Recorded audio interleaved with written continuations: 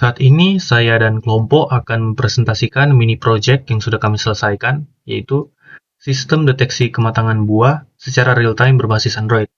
Nah, di sini ada saya, Daniel Henry Smolang, dan dua teman saya, yaitu Jonathan Christian Kondoy dan Novia Komaladewi.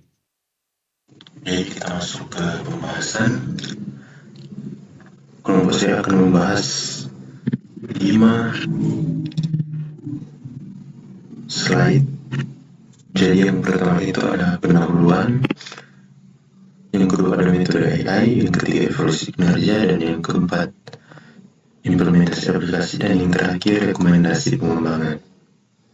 Jadi kita masuk yang pertama yaitu pendahuluan.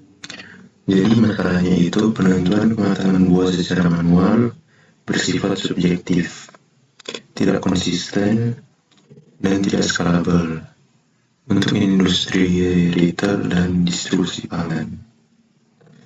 Jadi solusinya aplikasi Android berbasis AI yang mendeteksi dan mengklasifikasikan kematangan buah secara real time melalui kamera smartphone ini, menjadikannya offline dan tanpa server.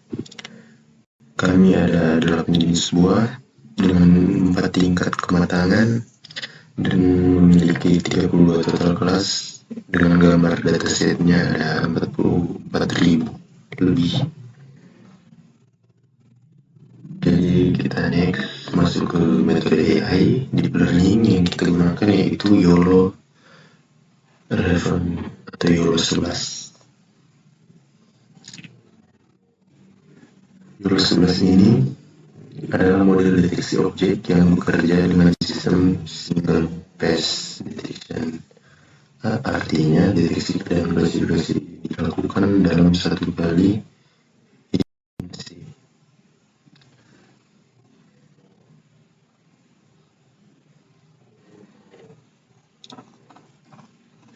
Jadi arsitektur YOLO 11 memang dirancang untuk sumber daya terbatas sehingga ideal untuk smartphone Android. Setelah proses training selesai, model kami ekspor ke format TensorFlow Lite agar bisa berjalan langsung di perangkat tanpa perlu koneksi server. Untuk proses training, kami menggunakan GPU Tesla T4 via Google Colab dengan resolusi gambar 640 kali 640 pixel selama 100 epoch. Seperti yang kita bisa lihat di gambar slide ini, setiap buah dalam dataset sudah diberikan bounding box yang menandai lokasi dan kelasnya secara presisi. Jadi kombinasi antara YOLO 11 yang ringan dan dataset yang teranotasi dengan baik ini yang menjadi fondasi dari sistem deteksi kami. Berikutnya ada training pipeline yang akan dijelaskan oleh teman saya. Nah, sekarang kita masuk ke training dan pipeline inference Android, atau bagaimana model ini berproses di aplikasi Android yang sudah kami buat. Nah, di sini yang pertama itu input. Nah, inputnya ini berupa frame mentah dari kamera. Kami menggunakan kamera X sebagai library. Dan nanti frame mentahnya ini atau ukuran aslinya akan di-resize atau dipaksa resolusinya ke 640 x 640 pixel. Nah, inputnya ini nanti, yang gambar tadi itu sebagai input. Nah, inputnya ini akan masuk ke model yang sudah kami latih sebanyak 100 epoch. Nah, di sini kami mengkonversinya ke TF-Lite agar dia ringan untuk berjalan di perangkat terbatas seperti HP Android. Nah, di sini nanti dia akan mengeluarkan prediksi berupa kelas buah dan koordinat pixel. Dan nantinya juga dia akan muncul berupa confidence score atau tingkat keyakinan dari model ini dalam menentukan bounding box dan menebak kelasnya. Kelasnya itu berupa nama buah dan tingkat kematangannya, seperti itu. Kemudian di sini ada gambar 3, bisa dilihat ada kurva loss, training dan validasi. Nah, di sini ada 2 proses sebenarnya dalam training. Ada train sebagai proses melatih, dan val sebagai proses seperti dia menguji modelnya. Tapi ini terjadi dalam proses training. Nantinya juga ada proses evaluasi yang lain, yang evaluasi yang akhir itu nanti menggunakan dataset lain, gambar lain, seperti itu. Nah, di sini ada box loss, challenge loss, dan devil loss. Nah, box loss ini adalah galat atau error atau tingkat kesalahan modelnya dalam menggambar atau menentukan posisi dari bounding box-nya. Bounding box-nya ini yang ini, kotak. Kemudian challenge loss. Nah, challenge loss ini adalah galat atau error dalam model menebak kelas. Ini, kelasnya itu maksudnya itu buah dan tingkat kematangannya. Seperti itu. Devil ini dia juga di box, bounding box. Tapi devil ini lebih ke tepi-tepi dari bounding box-nya. Sementara bounding box atau box loss ini dia lebih ke posisi sama ukuran dari bounding box-nya itu. Seperti itu. Jadi di sini platform yang kami gunakan untuk training itu kami menggunakan cloud ya. Cloud platform yaitu Google Colab. Soalnya kalau kami mentraining menggunakan device sendiri nanti akan tidak kompeten ya, atau tidak kuat seperti itu. Karena dia akan trainingnya ini akan sangat lama karena datasetnya itu sangat banyak. Jadi kami menggunakan cloud platform aja, yaitu Google Colab. Di sini kami menggunakan GPU-nya Tesla T4, GPU yang disediakan oleh Google Colab. Epochnya ini 100 dan batch-nya 16. Jadi 16 gambar dalam satu iterasi itu masuk ke GPU untuk di train atau diproses. Nah, di sini resolusinya kami gunakan 640 kali 640. Nah, ini loss-nya tadi yang sudah saya jelaskan. Dan ini juga saya sudah jelaskan PyTorch ke TFlight. Nah, di sini kami konversi agar dia berjalan lancar di aplikasi Android atau di perangkat Android ini. Kami menggunakan float 32 agar akurasinya itu tetap terjaga.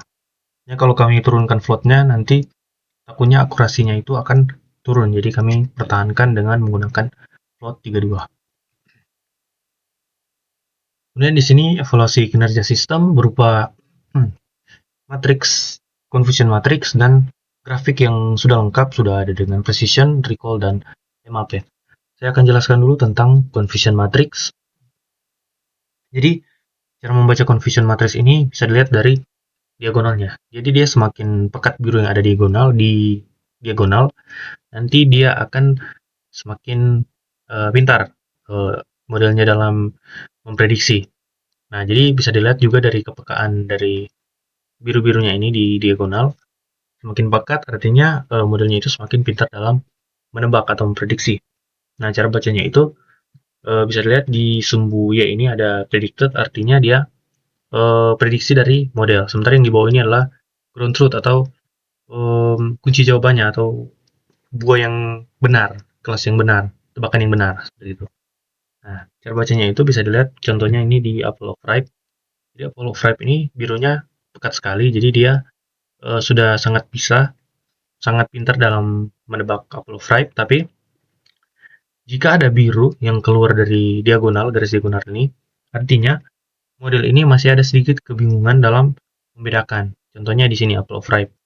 Nah, kalau ada biru yang keluar di sini, contohnya yang ini, nantinya Apple of Ripe ini atau prediksi Apple of Ripe itu masih sulit membedakan antara Apple of Ripe dengan ini yang biru di sini yang keluar dia di Apple Rotten. Jadi modelnya itu masih bingung antara Apple of Ripe dan Apple Rotten ini.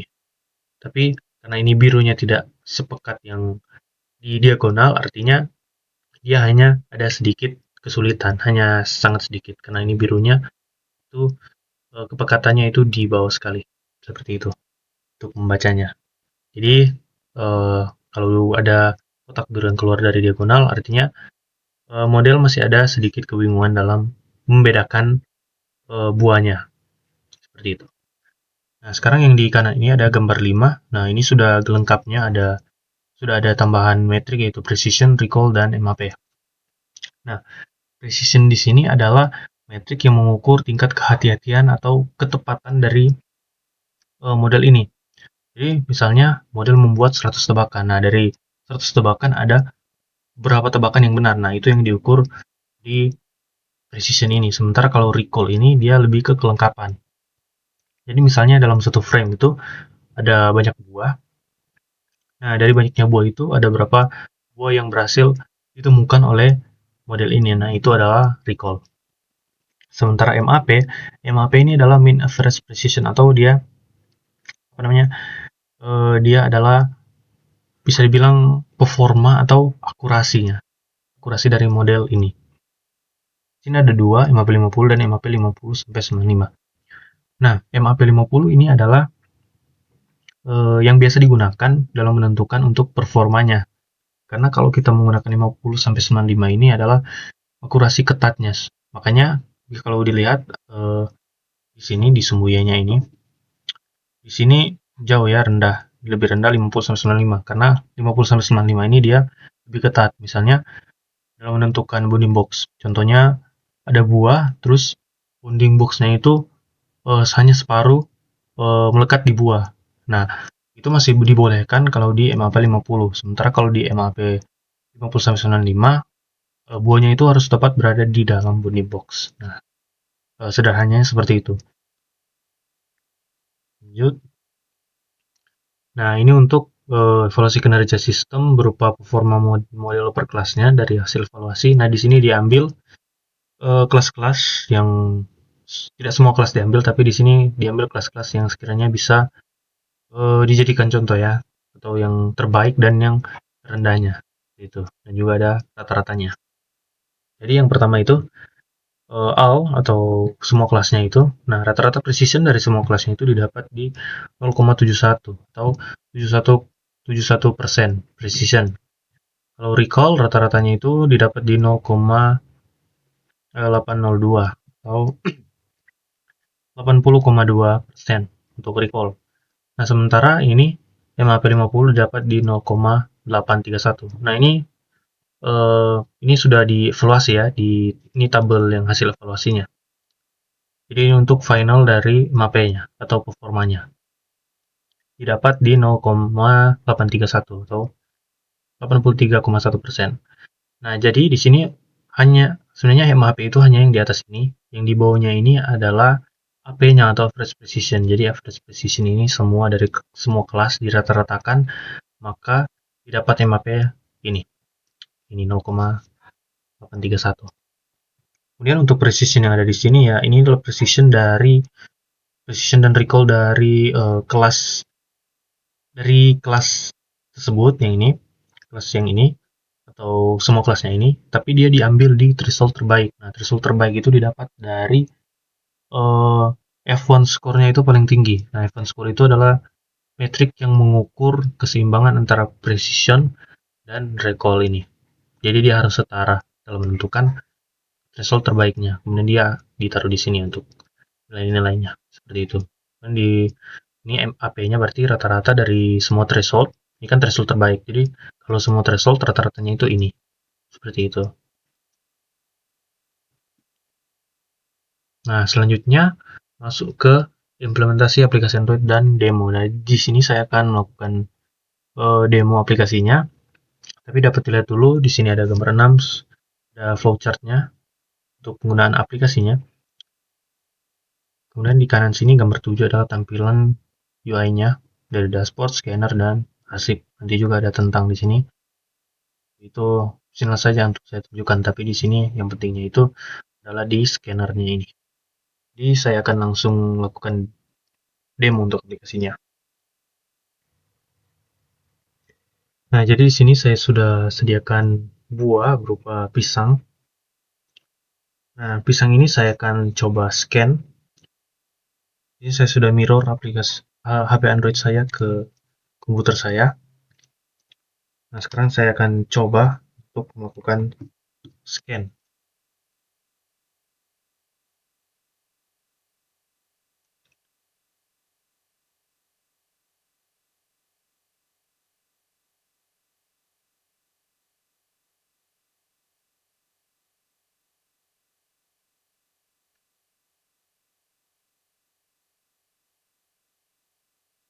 Nah, bisa dilihat sekarang prediksi untuk pisang itu sudah keluar ya. Di sini adalah pisang belum matang dengan confidence score atau tingkat keyakinannya itu di rata-ratanya itu di 60-an persen ya. 50, 60, dan 70-an persen. Di sini sudah keluar untuk prediksinya. Juga saya bisa klik ini snapshot. Nah, di sini sudah tersimpan ke dalam arsip. Nah, ini untuk arsipnya tadi.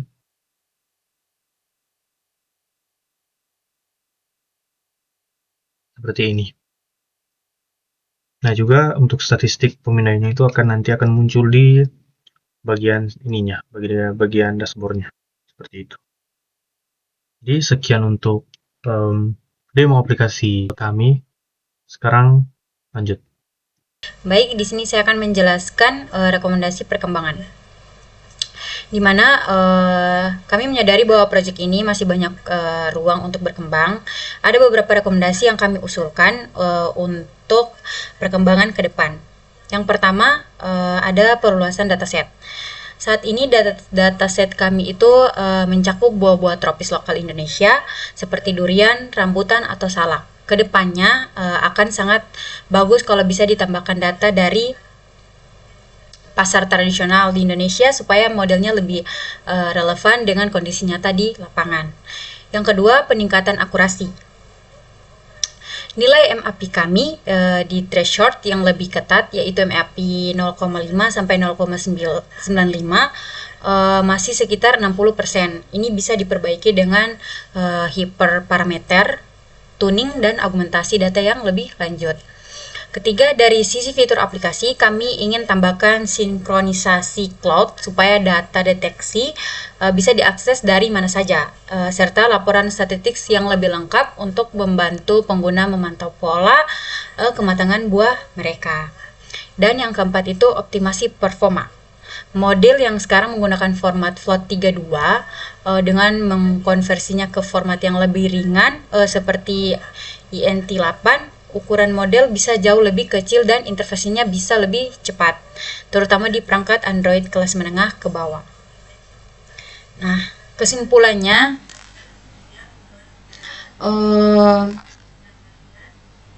kami berhasil membangun aplikasi fruit grade yang mampu mendeteksi 8 jenis buah dengan 4 tingkat kematangan secara real time di Android. Model YOLO 11 yang kami latih mencapai nilai MAP sebesar 83,1%. Ini adalah angka yang cukup solid untuk mengingat model harus mengenali 32 kelas sekaligus.